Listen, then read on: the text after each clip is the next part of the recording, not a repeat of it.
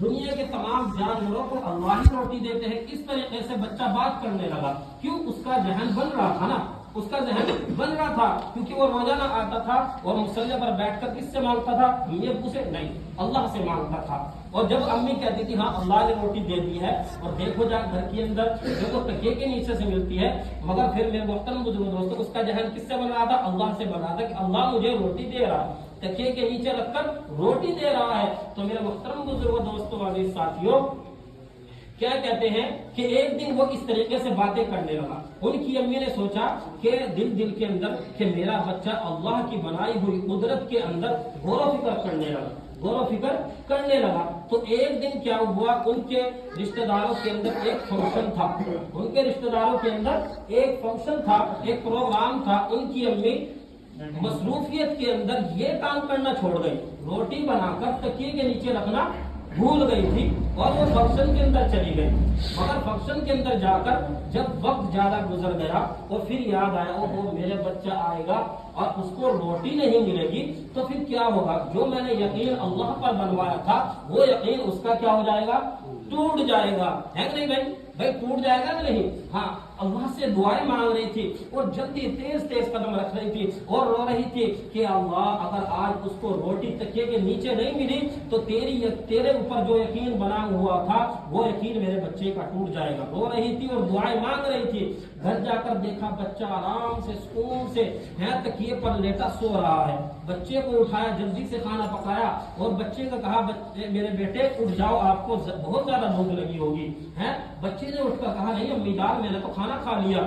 امی جان سے روتا ہوا کہتا ہے، کیا کہتا ہے کہ جیسے مجھے پہلے روٹی ملتی تھی وہ مزہ آج کی روٹی میں، یعنی جو مزہ آج کی روٹی میں ہے نا وہ مزہ پہلی والی روٹیوں میں نہیں تھا، کیونکہ وہ اللہ کو دے رہا تھا، کیونکہ اپنا جو یقین بچے کے اندر تھا اس کو توڑنا نہیں تھا۔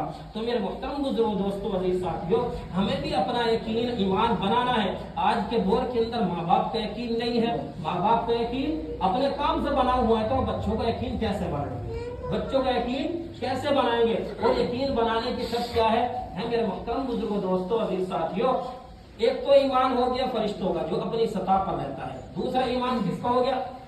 نبیوں کا، کہ وہ بڑھتا ہی ہے۔ ایک ایمان ہم سب کا ہے، کس کا ہے؟ میرا آپ سب کا ہے، کہ اگر ہم مسجد کے اندر آئیں گے، اگر ہم مسجد کے اندر آئیں گے علماء کرام کے پاس بیٹھیں گے تو ہمارا ایمان کیا ہوگا؟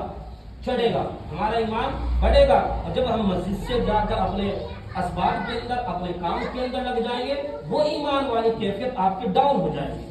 اسی طریقے سے ایک واقعہ ہے حضرت حنظلہ رضی اللہ تعالی عنہ کا، کیا کہتے ہیں کہ میں تو منافق ہو گیا، کیا کہتے ہیں میں تو منافق ہو گیا، کہ میں فکر ہوئی، وہ جلدی سے گھر سے دوڑے اور جاتے ہوئے راستے میں حضرت ابوبکر رضی اللہ تعالی عنہ ملے کہ کیا ہو گیا حنظلہ؟ کہ میں تو منافق ہو گیا ہوں۔ کیسے منافق ہو گئے؟ تو میرے محترم بزرگوں دوستوں عزیز ساتھیوں، کہ میں اللہ کی مجلس کے اندر بیٹھتا ہوں تو میرا ایمان بڑھتا ہے، اور جب میں اللہ کی مجلس سے نکل کر گھر چلا جاتا ہوں تو میرا ایمان گھٹ جاتا ہے۔ تو مجھے یہ ڈر دل کے اندر پیدا ہو گیا کہ میں تو منافق ہو گیا۔ تو میرے محترم بزرگوں دوستوں عزیز ساتھیوں، حضرت ابوبکر رضی اللہ تعالیٰ نے بھی یہی کہا کہ میرا بھی یہی حال ہے۔ تو دونوں اللہ کے نبی صلی اللہ علیہ وسلم کے پاس گئے تو انہوں نے پورا واقعہ بتایا۔ اللہ کے نبی صلی اللہ علیہ وسلم نے فرمایا اے میرے صحابہ، اے میرے معصوم صحابہ، اگر آپ کی یہی کیفیت پوری بن جائے تو فرشتے آپ کو راستوں کے اندر مسافر کرنے لگیں گے۔ میرے محترم بزرگوں دوستوں عزیز ساتھیوں، آج ہمارے پاس وقت ہے، آج ہمارے پاس تھوڑی سی سانسیں ہیں، بچی ہوئی سانسیں، وقت ہے